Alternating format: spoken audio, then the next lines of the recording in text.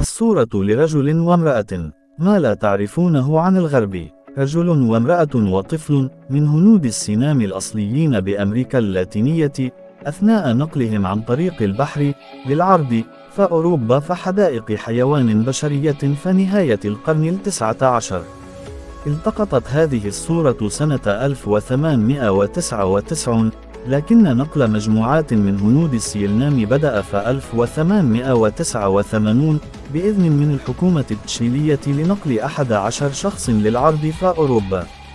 كان شعب السينام يعيش في منطقة بتاغونيا المعزولة بين الأرجنتين وشيلي، واكتشف الأوروبيون شعب السينام من خلال نار مخيماتهم التي كانت تظهر من بعيد.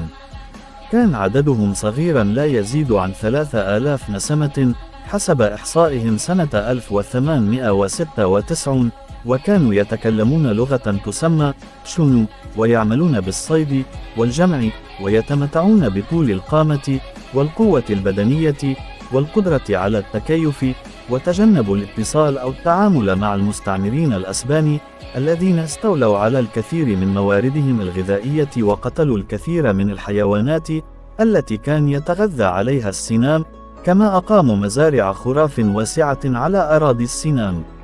ولم يستطع هنود السنام فهم مسألة الملكية الخاصة التي فرضها الأسبان على مزارعهم، فكانوا يصطادون الخراف من أجل الغذاء، وهو الأمر الذي رآه الأسبان قطعا للطريق، فبدأوا يهاجمونهم ويرسلون إليهم العصابات المسلحة لتقتلهم وتأتي بآذانهم كدليل على القتل. فالربع الأخير من القرن التاسع عشر تم إرسال 3 مجموعات من هنود منطقة بتاغونيا إلى أوروبا، حيث تم عرضهم في حدائق الحيوان البشرية بعد وزنهم وقياسهم وتصويرهم، وكان يتم عرضهم على الجمهور من 6 إلى 8 مرات يوميا، وكانت الرعاية الصحية سيئة، ولهذا لم يستطع بعضهم التحمل فماتوا قبل الوصول إلى أوروبا.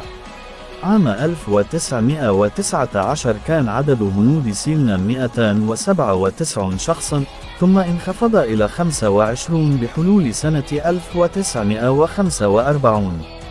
عام 1974 توفي أنجيلا لويج، آخر هندية من هنود سيلنام، وانقرضت لغة تشون.